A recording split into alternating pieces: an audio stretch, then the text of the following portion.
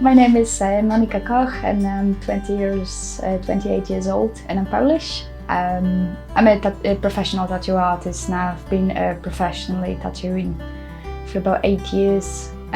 First in contact with tattooing came about 11 years ago when I had my first tattoo done, and that sort of got me interested in the whole industry. I've always been an artsy person, always into drawing and painting since very young years. So I've picked up some machines about 10 years ago and started to work a little bit at home with friends and stuff. That didn't take me too far, so I've stopped that. Went into a shop, got an apprenticeship, and then after about 2 years I got back into it when I moved to England. I haven't concentrated on working on my own style for many years. The reason why is that I wanted to learn more about techniques first, saturation, lining and stuff like that. And I didn't feel I wasn't ready for them in quite a few years. Once I sort of, I think I've gotten better at those fields, I started to push onto my own style. It's still not quite there yet, but I'm working on it. It's changing and I'm developing it. I've been developing it over the past 3 years, I think. So the first sketches and designs I started to do, it goes as far as about 3 years ago. I couldn't sell any of them, nobody wanted it. I kept pushing, I kept waiting. And slowly, sort of within last year and a half, I started to get some people happy enough to trust me with the design. What is my style? I can't really call it a fully intuitive, well, I can't really say it falls into one group of a style. It's sort of Realism, I think, which I use elements of realistic color realism, and I put really heavy outlines on it to make it sort of pop, I should say, and I think it ages better as well that way. I add a lot of sort of cartoony or graffiti elements into it as well as watercolor, so it's all very bright, colorful, high contrasts. I mainly concentrate on animals because it's my favorite subject to tattoo, so that's one of the things that sort of I try to tattoo more. Recently last year I started to attend quite a few seminars as well. I think what it is, I kept watching a lot of artists online. I've got quite a few artists that I follow from all over the world, and they're a big inspiration for me. And then I realized they organize seminars, either online seminars or seminars you can attend in person. I've been to seminars in the UK, in a few places. I've been to Spain. I've been to Madrid and Barcelona to work with world-class artists and learn.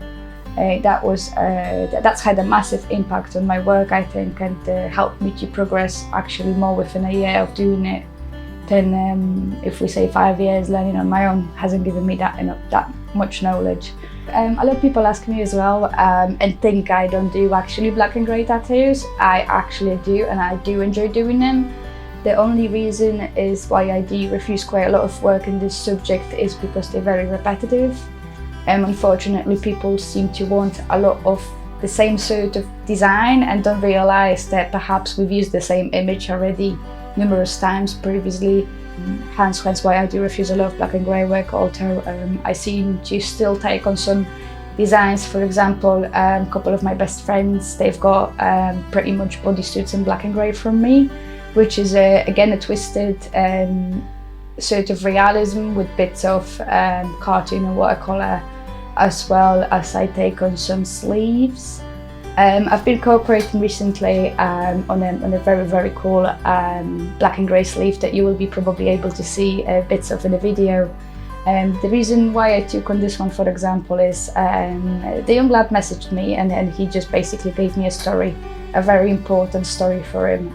And so far I'm really happy how it's turned out. So yes, I do enjoy black and grey work as well, but it's highly dependent on the subject. And on the other hand as well, now I, with my colour work, obviously enjoy the most my colourful, crazy style, but I still do a lot of natural colour realism that is maybe not as vibrant, but I do enjoy that sort of work as well. I like to switch things in between so you don't fall into like routine I think if you always challenge yourself, it makes you get better and progress a lot more in what you're doing, and hence why I like to take on subjects that I haven't done before or something that is kind of out of my comfort zone. I'll try to do that and push for it as well.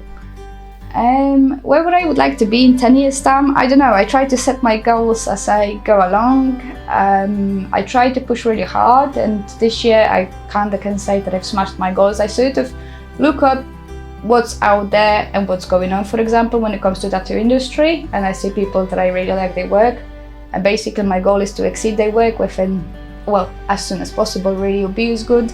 So I always keep on sort of running and chasing that goal.